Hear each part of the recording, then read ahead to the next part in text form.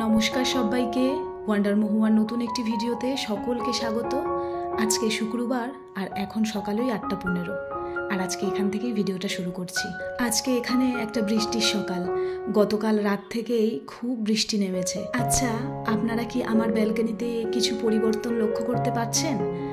যদি পারেন তাহলে অবশ্যই কিন্তু আমাকে কমেন্ট করে জানাবেন। এখন আমি কিছুই বলবো না, যদি আপনারা বুঝতে পারেন তো ভালো, নাহলে নেক্সট ভিডিওতে অবশ্যই আপনাদের সাথে শেয়ার করব যে আমি কি পরিবর্তনের কথা বলছি। আর জানেন তো, আমার এই পাশের যে রুমটা, এইখান থেকেও বৃষ্টি দেখতে খুব ভালো লাগে। দেখুন কি সুন্দর লাগছে, চারিদিকটা পুরো সবুজে সবুজ। মাঝে মধ্যে আমি এখানেও বসে থাকি। আমাদের ফ্ল্যাটের এই পেছন দিকটা বৃষ্টি পড়লে এত ভালো লাগে, মনে হয় কি এখানেই বসে থাকি। কিন্তু কয়েকদিন পরে এখানেও কাজ শুরু হয়ে যাবে, তখন আর এই দৃশ্যটা দেখতে পাবো না। দাঁড়ান, জানলাটা বন্ধ করে দিই। খুব বৃষ্টি হলে না একদম ঝাপটা এসে খাটফাট সমস্ত কিছু ভিজিয়ে দেয়। এদিকে ডোডো স্কুল যাওয়ার পরে ঘরের সমস্ত কাজ সেরে স্নান পুজো করে নিয়েছি। এখন ব্রেকফাস্ট করব। আজকের ব্রেকফাস্টটা একটু অন্যরকম।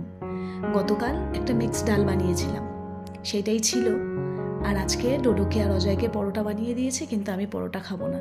আমার মুড়ি দিয়ে খেতে ভীষণ ভালো লাগে, ঘুগনি ডাল, তাই জন্য আমি আজকে মুড়ি দিয়ে খাচ্ছি।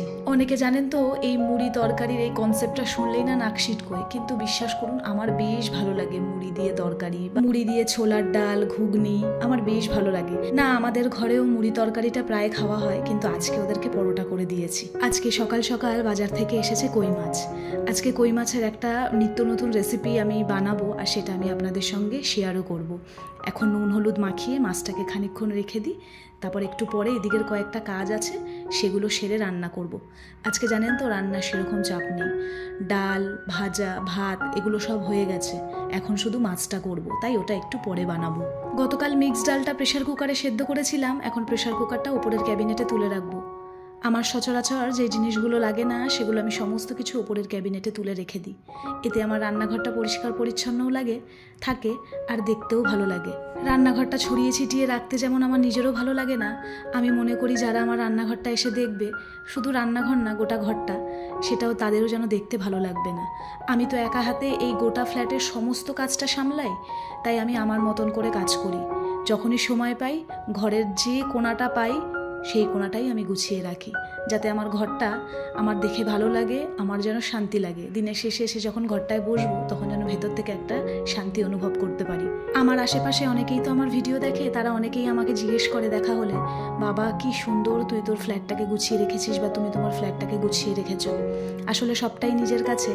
আমার যেহেতু নিজে গোছানো জিনিস দেখতে ভালো লাগে, গুছিয়ে রাখতে ভালোবাসি, তাই হয়তো ফ্ল্যাটটাকেও আমি ওরকম করে গুছিয়ে রাখি। আর শুধু আমি বলে না, জানেন তো, ঘরের যে কোনো জিনিস যখনই অল্প একটু নোংরা পড়বে বা অল্প ময়লা হবে, সেটা যদি অল্প থাকতে থাকতেই পরিষ্কার করে নেওয়া যায় বা গুছিয়ে ফেলা যায়, তাহলে খাটনিটা আমার মনে হয় অনেক কম হয়। আমি তো একেবারে এই সমস্ত জিনিস শিখে যাইনি, আজকে সংসার করতে করতে, ঘরের কাজ করতে করতে এই জিনিসগুলো আস্তে আস্তে আমার অভিজ্ঞতা হয়েছে। তো সেই অভিজ্ঞতার মাধ্যমেই আপনাদের সঙ্গে শেয়ার করা। টিভি ক্যাবিনেটের এই সামনেটা আমি গতকাল রাতে ঘুমাতে যাওয়ার আগে দেখেছি যে একটু ধুলো পড়েছে, তাই এখন সেটাকে একটু পরিষ্কার করে দিলাম। আমার এই গোটা ফ্ল্যাটের মধ্যে সব থেকে বেশি ধুলো যেই জায়গাটা পড়ে, সেটা হলো আমার এই টিভি ক্যাবিনেটের সামনেটা।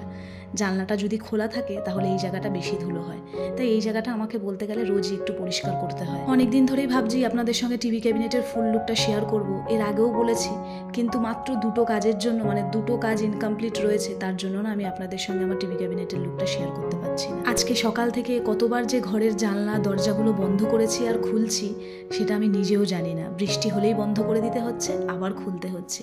এই গাছটা একটু অজয় বাইরে রেখে গেছিল, বললো জোরে বৃষ্টি নামলে ঘরে ঢুকিয়ে রাখবে, তাই এটাকে একটুখানি মুছেও নিচ্ছি, একটু জলের ছিটা গেছে। ঘরের ইনডোর প্ল্যান্ট বেশি জল না খাওয়ানোই ভালো। গতকাল শর্টসে আমার দেখেছেন যে অজয় একটা অনেক বড় আনারস নিয়ে এসেছিল, তা সেটা অর্ধেক খেয়েছিলাম আর অর্ধেক ফ্রিজে রেখে দিয়েছিলাম। অনেক বড় তো, এখন কেটে ফেলছি, এখনই দিয়ে দেব। কারণ আজকে অজয়ের প্রচণ্ড কাজের চাপ, নিচের গোডাউনে আজকে আমাদের রান্না চলছে, প্রায় 3-4টে জায়গায় আজকে আমাদের খাবার ডেলিভারি হবে, তাই আজকে কাজের অনেকটা চাপ রয়েছে। তার মধ্যে তো প্রচণ্ড পরিমাণে বৃষ্টি হচ্ছে, বৃষ্টির মধ্যে পুরো নাজেহাল অবস্থা।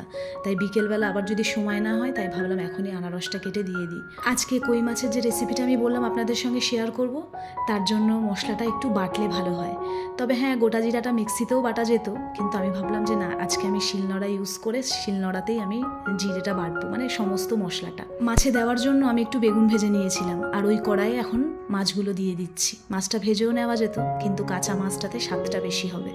যে কটা মশলা বেটেছিলাম সমস্ত কিছু দিয়ে দিলাম, টমেটো দিলাম আর অর্ধেক পেঁয়াজ ছিল, তাই ভাবলাম পেঁয়াজটা বেকার ওয়েস্ট হবে, তো এর মধ্যেই দিয়ে দেওয়া যাক। তারপর এর মধ্যে অ্যাড করলাম ধনের গুঁড়ো, হলুদ, নুন আর বেশ খানিকটা ধনেপাতা। ধনেপাতা না দিলে না মাছটা খেতে ভালো হবে না। তারপরে মশলা দিয়ে মাছগুলো খুব ভালোভাবে মাখতে হবে, এত ভালোভাবে মাখতে হবে যেন মাছের কোনায় কোনায় মশলাগুলো খুব ভালোভাবে ঢুকে যায়। তারপরে মশলার বাটি ধোয়া একটু জল দিয়ে দিলাম আর খুব বেশি করে একটু সর্ষের তেল দিতে হবে, মানে একটু বেশি করেই আর কি। তারপরে উপর থেকে কয়েকটা চেরা কাঁচা লঙ্কা দিয়ে এটাকে এখন প্রথমে একটু হাই ফ্লেমে বসাতে হবে। তারপর যখন ফুটে আসবে তখন গ্যাসটাকে কমিয়ে দিয়ে আস্তে আস্তে করে রান্না করতে হবে। আজকে প্রথমবার আমি এই রান্নাটা ট্রাই করছি। আমি এটা একটা ভিডিওতেই দেখেছিলাম, এটা একটু অন্যরকমভাবে করেছিল আর আমি করলাম অন্যরকমভাবে। ঝোলটা ফুটে আসার পরে যখন মাছগুলো দেখলাম প্রায় 80% সেদ্ধ হয়ে গেছে, তখন বেগুনগুলো দিয়ে দিলাম, ভাজা বেগুনগুলো দিয়ে মাছগুলো আস্তে আস্তে করে উল্টে দিচ্ছি, কারণ কাঁচা মাছ তো, ভাজা মাছ হলে ভেঙে যাওয়ার অতটা ভয় থাকে না। তো হালকা হাতে উল্টে দিয়ে মাছগুলো কিন্তু আমার এখন পুরোপুরি সেদ্ধ হয়ে গেছে। এখন খানিকক্ষণ একটু রেস্টে রেখে দেবো। আর এই দেখুন ফাইনাল লুক। দেখতে তো আমার দারুণ লাগছে, কিন্তু খেলে বোঝা যাবে জিনিসটা কতটা টেস্টি হয়েছে। আর এদিকে বাজার থেকে কয়েকটা সবজি এসেছে, এগুলো এখন একটু বার করে নিচ্ছি। আমাকে এর আগের ভিডিওতে একজন কমেন্ট করেছিল যে দিদি তুমি বাজার থেকে সবজিগুলো আনার পরে না ধুয়ে ফ্রিজে ঢুকিয়ে রাখলে। আসলে আমি সবজি ধুয়ে রাখি, কিন্তু এখন বর্ষাকালের জন্য না সবজি ধোয়াটা পুরোপুরি স্কিপ করে যাই, কারণ বাইরে অলরেডি তো বৃষ্টির মধ্যে সবজিগুলো ভেজে। তারপরে আমি যদি বাড়িতে এনে ওটাকে আবার ধুয়ে যদি ফ্রিজে রাখি তাহলে সবজিগুলোকে আর আমি ঠিক রাখতে পারবো না, সমস্তটাই নষ্ট হয়ে যাবে। এই এখন যেমন এগুলোকে ঢেলে এগুলো এখন একটু হালকা থাক, শুকোবে, তারপর আমি এগুলোকে ফ্রিজে ঢোকাবো। কিন্তু হ্যাঁ, রান্নার সময় আমি প্রত্যেকটা সবজি বারবার করে ধুয়ে খুব ভালোভাবেই রান্নাটা করি। রান্না শেষ, তাই হাতের কাছে কয়েকটা বাসন ছিল, সেগুলোও ধুয়ে নিলাম। আজকে বেশি বাসন নেই, কারণ এর আগে আমি সমস্ত বাসন ধুয়ে রেখেছি। চলুন এখন খেতে বসবো। অজয়কে আজকে আগে খেতে দিয়ে দিয়েছি, ওই যে বললাম ওর আজকে একটু কাজের চাপ আছে। এখন ডোডো খাচ্ছে আর আমি খাবো। বিশ্বাস করুন মাছটা খুব ভালো হয়েছে খেতে। আপনারা অবশ্যই একবার বাড়িতে বানিয়ে আমার উপর বিশ্বাস করে বাড়িতে ট্রাই করতে পারেন, খেতে দারুণ হয়েছে। কিচেনের জন্য বেশ কয়েকটা জিনিস অর্ডার করেছিলাম, তো আজকে লাস্ট পার্সেলটা রিসিভ করলাম, তাই ভাবলাম আপনাদেরকে একবার দেখাই। যে কটা জিনিস অর্ডার করেছি আমার খুব দরকার ছিল জিনিসগুলোর, আমার প্রচণ্ড অসুবিধা হচ্ছিল। তো প্রথমে এই নজলগুলো দেখেই বুঝতে পারছেন যে এটার মধ্যে কি আছে। হ্যাঁ, এটার মধ্যে আছে হচ্ছে অয়েল ডিসপেন্সার। আমি এই গ্লাসেরই বুক করেছি। আমার যে আগের দুটো আপনারা আমার কিচেনে দেখেন, ওটা তো আমার ননভেজ কাউন্টারের, এই দুটো ভেজের জন্য কিনেছি। ভেজের আগে যে দুটো প্লাস্টিকের রয়েছে প্রচণ্ড অয়েল লিক করে, আর আমার অয়েল ডিসপেন্সারের গা থেকে যদি অয়েল লিক করে না তাহলে আমার প্রচণ্ড অসুবিধা হয়।